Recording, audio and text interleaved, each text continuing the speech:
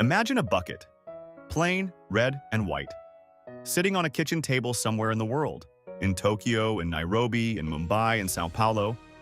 Inside it, golden brown fried chicken, crispy on the outside, tender on the bone, carrying a scent that somehow feels like home, even if you've never been to Kentucky a day in your life. That bucket didn't appear by accident. It was built, piece by piece, rejection by rejection, mile by mile, by a man who didn't taste his first real success until he was 62 years old. This is not just a story about fried chicken. This is a story about a system so powerful it replicated itself across 150 countries. A story about a white-suited old man with a cane and a dream who turned one recipe into a global empire worth billions. This is the Colonel Sanders story.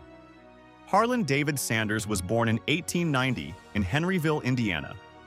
And if you were to write down the first 6 decades of his life, it would read less like a success story and more like a cautionary tale. His father died when he was 5. His mother, desperate and grieving, went to work long hours at a canning factory, leaving young Harland to cook for his younger siblings. By the age of 7, he could fry chicken, make cornbread, and keep a household running. He dropped out of school at 13. He lied about his age to join the army at 15. He studied law by correspondence, then blew up his own legal career in a fistfight with a client in a courthouse. He sold insurance, operated a ferry boat, sold tires, ran a gas station, and opened a small motel. Each venture rising just far enough to give him hope before collapsing beneath him. By the time he was in his 40s, Harland Sanders had failed more times than most people attempt. He'd been broke, humiliated, and left behind by a world that seemed to have no place for him. But there was one thing he kept coming back to: the kitchen. In Corbin, Kentucky, Sanders was running a small roadside service station. To make extra money, he started cooking meals for travelers out of his own living quarters. A table, a few chairs, the smell of frying chicken drifting out to the highway. Word spread. People started driving out of their way just to eat his chicken. There was something different about it, something that couldn't quite be explained. A depth of flavor that lingered, a crust that shattered perfectly with every bite. Sanders had spent years experimenting, obsessing really, over the combination of herbs and spices that made his chicken unlike anything else on the road. 11 herbs and spices. That was the number he settled on. To this day, that combination remains one of the most guarded trade secrets in the history of business.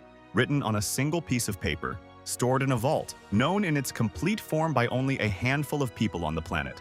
But back then, it was just a recipe in a Kentucky kitchen, a secret that hadn't yet found its moment. His roadside restaurant grew. The governor of Kentucky gave him an honorary title, Colonel, in recognition of his contributions to the state's cuisine. The name stuck. Harland Sanders became Colonel Sanders, and Colonel Sanders was starting to believe that maybe, just maybe, he had something the world needed. Then the highway moved. The new Interstate 75 bypassed Corbin entirely.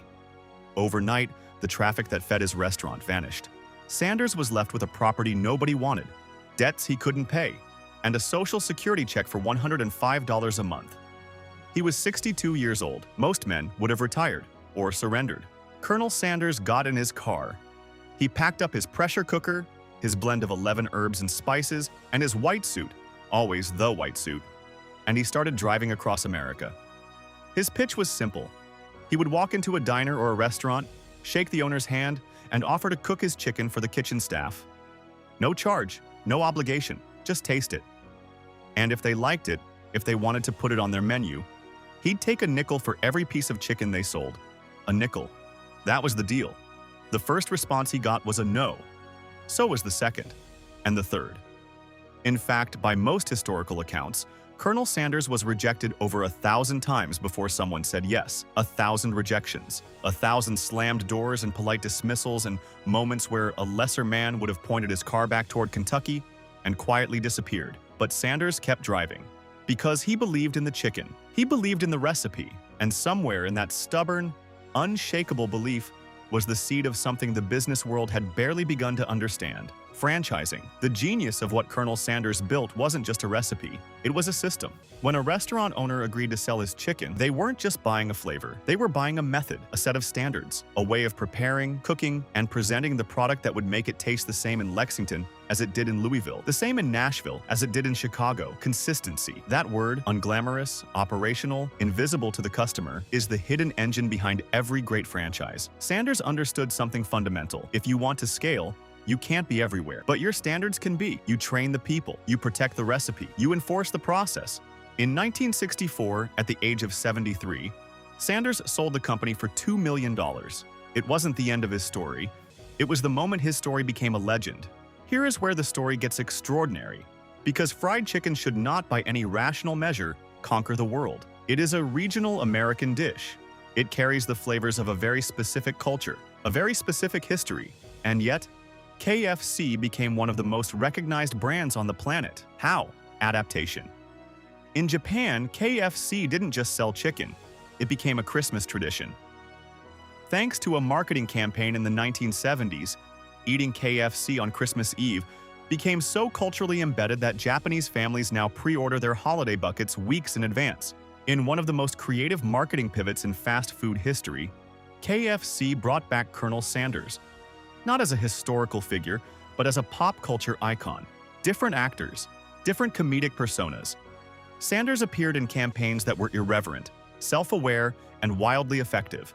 A brand that could have calcified into nostalgia instead weaponized it. The Colonel, even decades after his death, was still selling chicken. Here is what Harland Sanders actually sold. Not chicken, not a recipe, not even a restaurant. He sold proof.